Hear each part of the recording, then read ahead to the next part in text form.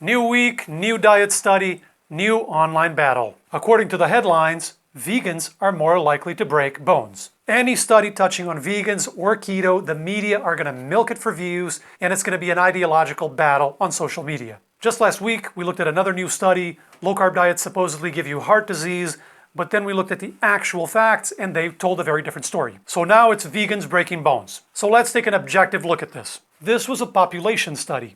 They look for connections between what people eat and their health. These statistical correlations can't prove that one factor causes the other, just like we said last week with the low-carb case.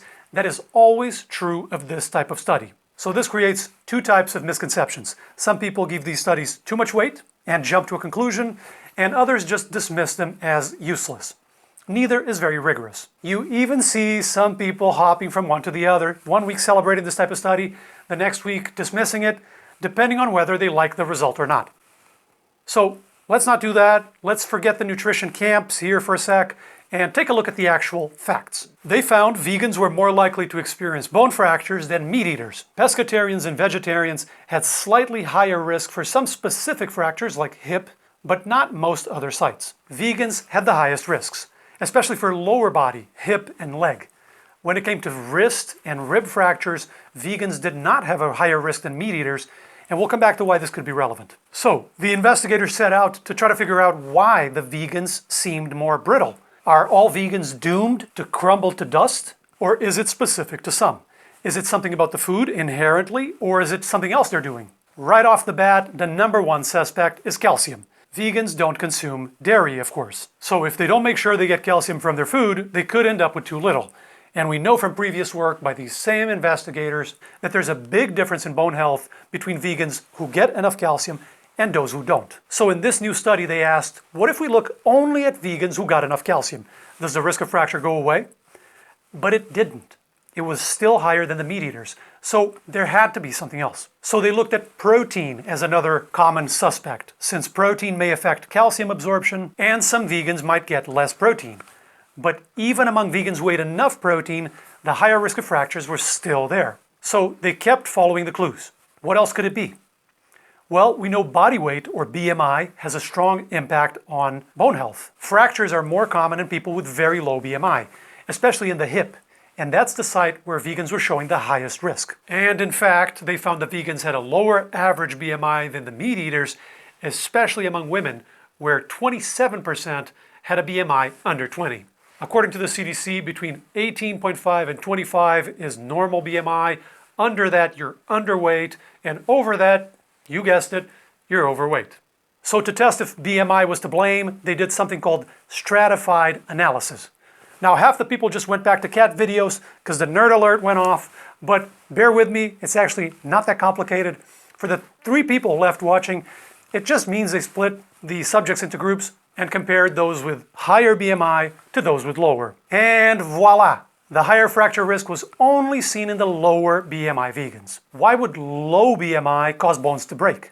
Shouldn't it be the opposite? Well, more weight naturally stimulates your body to increase bone density to support that weight. So being underweight can result in lower bone density. Also, there's a cushioning effect of fat and muscle that can protect your bones from impacts. They also found the risk was mostly seen in women and in people who had no or low levels of physical activity. So it all seems to make sense and come together. More fractures were seen at low BMI, in women where there was a higher percentage of underweight people, and in individuals who were inactive. And we know physical activity helps increase bone density. It also makes sense that the risk was specific to certain sites. If the problem was something general, like low calcium, you'd expect any fracture to be more likely. Arm, wrist, leg, hip, anything.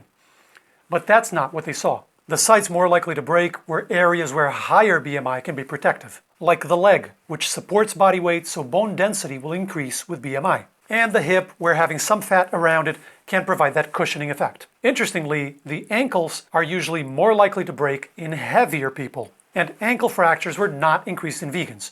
So this again points to a specific problem like excessively low BMI in some vegans, as opposed to a general issue that would affect all bones. So the study itself is saying the problem is not a vegan diet, it's having an excessively low BMI. Of course, these nuances are always lost in the media headlines and the online diet wars. All right, some of you might be wondering about the elephant in the room. We're talking about bone health, and we've mentioned calcium and protein and BMI, but what about vitamin D? Pretty crucial, right? Well, this study didn't measure vitamin D, and we know vegans can have lower levels, especially in places without a lot of sunlight. And this study looked at a population in England, not exactly known for its great weather and sunshine. Now, bearing in mind that we have to be cautious with a study like this because it's correlations and some of the sample sizes were small, and there's ongoing debate about the statistics.